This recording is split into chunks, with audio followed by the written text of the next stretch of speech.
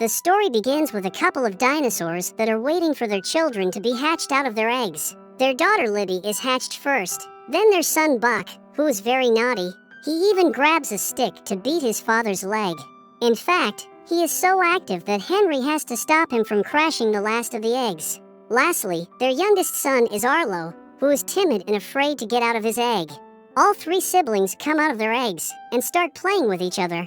They see the snow mountain in front of their house. Their parents show them their farm and say they will take care of it together. As the years go by, the children grow up and they help their parents work the farm. Arlo grows up as well, but he is very weak.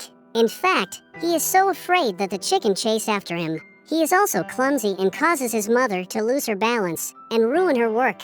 Meanwhile, Buck and Libby have no problem doing their chores, and they also spend some time messing with each other. The mother fills up a basket with corn and tells Arlo to go and feed the chicken. Arlo walks hesitantly towards the chicken and, once he is inside their space, he sees a little one of them being trapped. He frees the little chicken, but then he is attacked by one of the older ones. He runs out of there in a frenzy, and his father grabs him with his tail before Arlo ends up in the river, also mentioning that he has to be more careful. When his father asks him what is going on, Arlo replies that the chicken are mean and he doesn't like them. Right next, the father fills the silo up with corn and he gathers the whole family around it, telling them that he has made this silo bulletproof, so that the critters can't get inside and eat their food. After the two parents put their marks on the silo, the children want to do the same, but the father clarifies that it is not that simple, and they have to earn their mark by doing something significant, something bigger than themselves. Gradually, Buck does a good job around the farm while growing up, and his parents are proud of him, while at the same time, Arlo is still being chased by the chicken. In any case, Buck becomes the first of the siblings to put his mark on the silo. Next, Libby earns her mark as well by doing hard work plowing the fields. Seeing all of his family's marks on the silo, Arlo is dedicated to earn his own mark and he walks in the coop with lots of courage in order to feed the chicken. However, he sees Buck laying there and being in a bad condition. Buck tells him that he got attacked by the mean chicken and prompts Arlo to tell their mother that he loves her, moments before hitting Arlo with his tail and scaring him to death. Arlo is angry at his brother for messing up with him and tries to push him, but he lacks the strength. Arlo blames Buck for messing with him, but Buck blames Arlo that he messes up his own chores along with everybody else's. The family gathers around and the mother tells Arlo that he is going to make it eventually and put his mark on the silo. But Arlo replies he doesn't care about it and walks away. One night, Arlo's father wakes him up in the middle of the night and tells him to follow after him. Arlo is hesitant but follows his father outside in the dark. His father tells him to walk in the field and Arlo takes some cautious steps. Soon, a bug lands on Arlo's beak and he gets scared. But his father blows the bug calmly and it is revealed to be a butterfly. His father tries to explain that the most beautiful things in life are found right on the other side of fear. He starts running through the field and dozens of butterflies fly into the air. After they are done playing, the father tells Arlo that he got an idea about how Arlo can earn his mark, if he still wants to earn it. The next morning, his father gives Arlo a task that will help him earn his mark, and that is to catch the critters that steal their food from the top side of the silo. After they set up the trap, the father explains that Arlo will have to wait for the critter to get caught inside the trap, and he should finish the job by hitting it with a piece of wood. Arlo pretends to be a soldier, and he will not allow anything to slip under his nose. But his bravery lasts until something gets caught in the trap. However, it is not a critter, but rather a human boy. Arlo is scared of the boy because he is aggressive, but the human is soon exhausted and falls on the ground. Arlo approaches the boy holding a piece of wood, but he doesn't have the guts to hit him and he sets him free instead. Arlo tries to tell the boy to run away, but the boy approaches Arlo and sniffs him, until the dinosaur screams to the top of his lungs out of fear. Henry appears, and the human boy runs away, which makes him quite disappointed. He tells Arlo that he has to toughen up or else he will not be able to survive and prompts him to hunt the boy down in order to finish his job. Arlo is terrified of leaving the borders of his house and farm, but Henry pushes him anyway. While walking across the river, Arlo is worried they will get lost, but Henry explains that they can always find home if they can find the river stream. The two of them follow the boy's footsteps, but the weather changes suddenly and becomes very aggressive. Arlo witnesses the sight of a lightning and becomes terrified. He stumbles on a rock and hurts his leg. Henry tries to push the boundaries in order to make Arlo stronger, but he realizes that he probably pushed him too hard. He picks his son up and they get started on the road back home. However, the weather gets more intense and the river brings more and more water. The two dinosaurs are in real danger. Henry lifts Arlo up in order to save him. However, he does not have the time to climb up himself, and he is carried away by the current. With the father gone, Arlo and his family have to do double the job in order to complete the harvest before the winter comes. Arlo carries some corn back to the silo, but realizes that there is something inside, and it is eating their food supplies. When he takes a peek, he sees the human boy eating the corn, and he immediately gets angry, blaming the boy for his father's death. Arlo tries to catch the boy, but he escapes. The little dinosaur runs behind him, but the two of them end up in the river and are carried away by the current. When Arlo wakes up, he finds himself in an unknown place and he is terrified. He sees a cliff and tries to climb up. However, he is not a skillful climber and falls back down.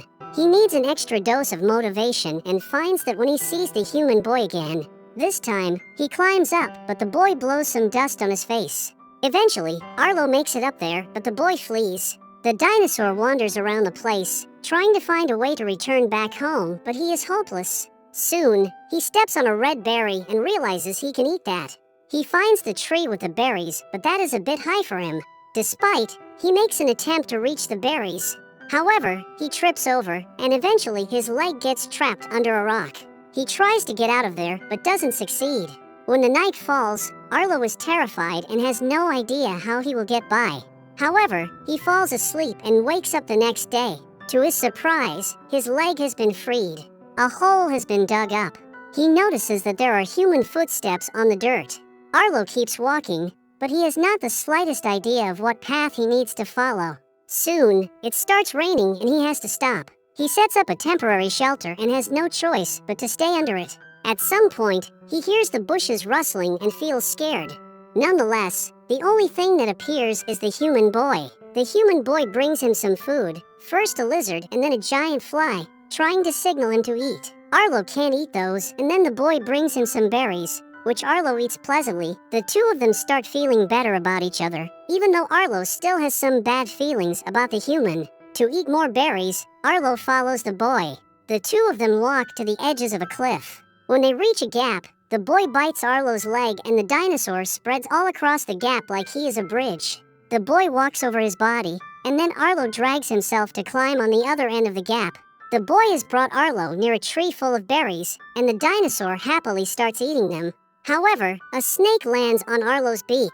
Arlo gets scared and he falls off the cliff. The snake falls along with him. Arlo is afraid of the snake, but the boy appears behind the snake and bites it, moments before he dashes on his body and pushes it away. Right next, a Styracosaurus emerges from the woods and argues that he needs the boy to protect him. However, he and Arlo agree that the first one who will give the boy a name will keep him. While they spin various names, Arlo calls the boy Spot and he listens to it, meaning that Arlo will be the one to keep him. Later on, Arlo continues his journey towards home, but Spot stops at a certain point because he finds a mole. The mole runs back to a field full of holes and gets inside one of them. Spot blows into the hole and 3 moles pop up, which makes the two friends laugh. Arlo tries on his own and he gets some of them out. After a few more tries, Arlo blows a huge puff of air inside the holes that launches all of the moles into the air. However, Arlo is scared when all of them crawl on him and he ends up in the river alongside with Spot. When they are out on the land again,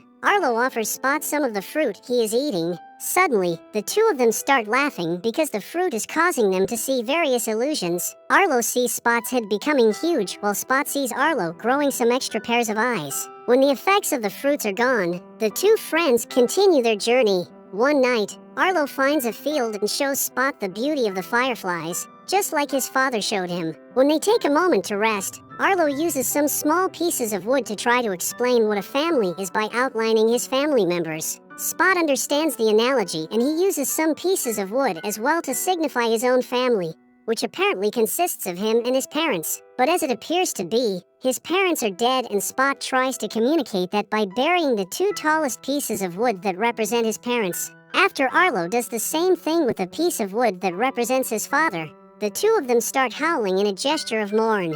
The next morning, Arlo realizes that Spot is having a bad dream. Later that same evening, the two of them are caught up in the eye of a storm. When he sees and hears a lighting, Arlo remembers that fatal night when he lost his father. Having no courage to continue, he runs back to cover. The next day, Arlo wakes up to a scenery of destruction. Soon, he is approached by a group of pterodactyls. Their leader, named Thunderclap, tells Arlo they are rescuers looking for survivors, and then orders his minions to take a look around.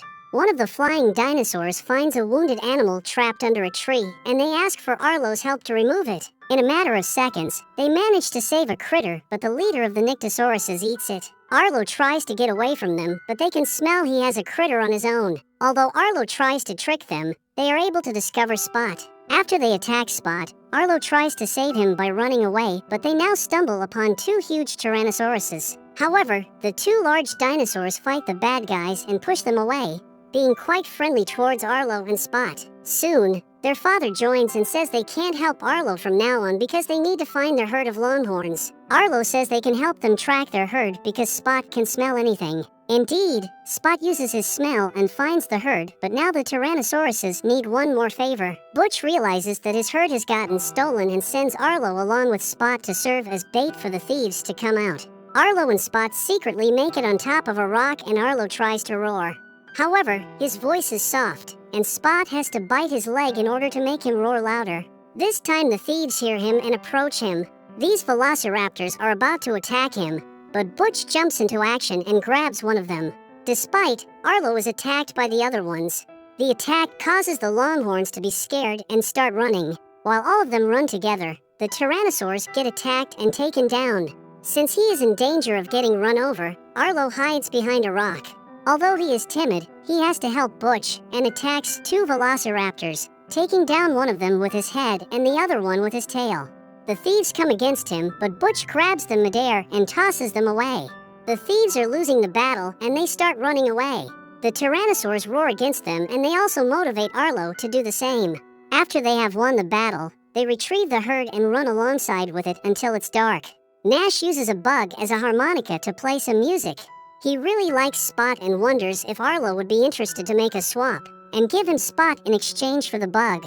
Arlo does not view Spot as a pet, but rather as a friend, and makes it clear that the boy is not for sale or trade. Then, Nash puts his leg in the fire and explains that his leg has been injured to the degree where he does not feel anything on it. Then, the two siblings insist for Butch to tell the story of how he got the scars on his face. Butch explains that he has had an encounter with a wild and ferocious crocodile back in the day. The crocodile did him dirty when he approached a lake to drink some water.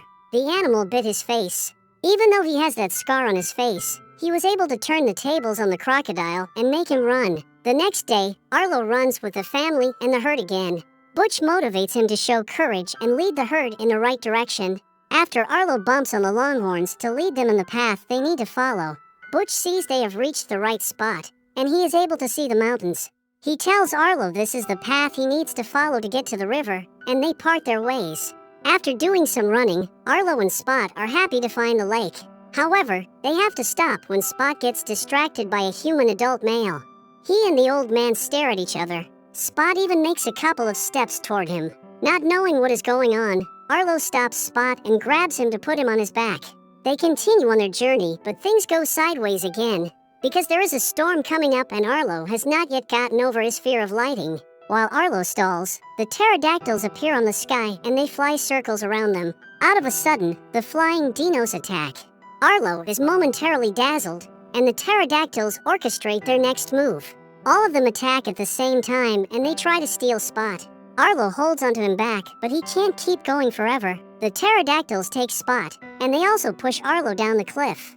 Arlo gets trapped while falling. On his attempt to escape, a rock hits his head and causes him to see a vision. He sees that his dead father helps him get free. The two of them start walking together. While they do, Arlo sees the lightings in the sky and decides to speak up. He apologizes to his father because he thinks he is responsible for his death.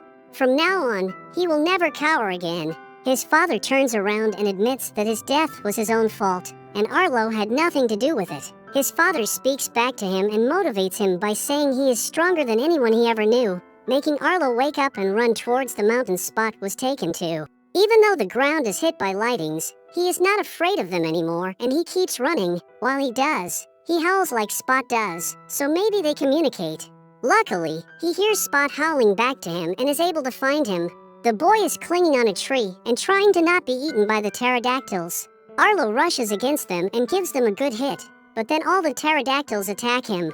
The two of them are able to lift him into the air, but Arlo sees Spot struggling and that motivates him to do his best. He manages to escape their grip and uses his tail to break a tree. The tree falls on the pterodactyls and traps them under its trunk. At the same time, Spot bites Thunderclap and makes a hole on his wing. While Thunderclap tries to escape, Arlo grabs another tree trunk and tosses it in the air. The trunk flies in the right orbit and hits Thunderclap, taking him down for good. But there is one more problem. The river is bringing more water. Arlo is afraid of that stream, but he regains his self-control and decides to take action and get Spot. However, the water swallows both of them. Arlo sees Spot being unconscious on a tree trunk and knows that he has to do something about it.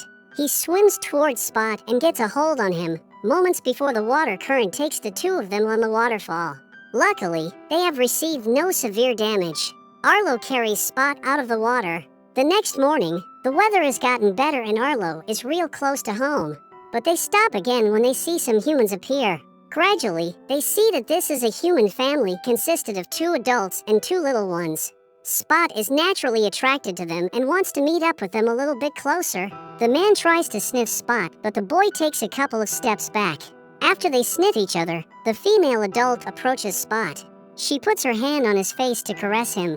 That makes Spot feel some kind of maternal love, and he even closes his eyes to enjoy the sensation. Then, the 2 young children approach Spot and they play with him. The humans like each other and the man takes Spot on his lap. When Arlo sees all of that unfolding before his eyes, he realizes that this is the family that Spot should live with. The young boy goes back to Arlo and climbs on his back, but Arlo puts him down and pushes him towards the human family. Spot goes to him again, but Arlo pushes him back once more. To make him understand why he is doing this, he draws a circle around the humans. This means that they can be together, and Spot can have a new family. Now Spot gets it, and the 2 friends share a hug. Spot goes on to proceed towards a new life with his new family, while Arlo also gets started on the path back home. Eventually, Arlo reunites with his mother and family, and they all hug together. After everything that he has gone through, Arlo has become courageous and he has earned the right to put his mark on the silo. He does exactly that, making his family and himself proud. Remember to subscribe to my channel, and we will see you next time.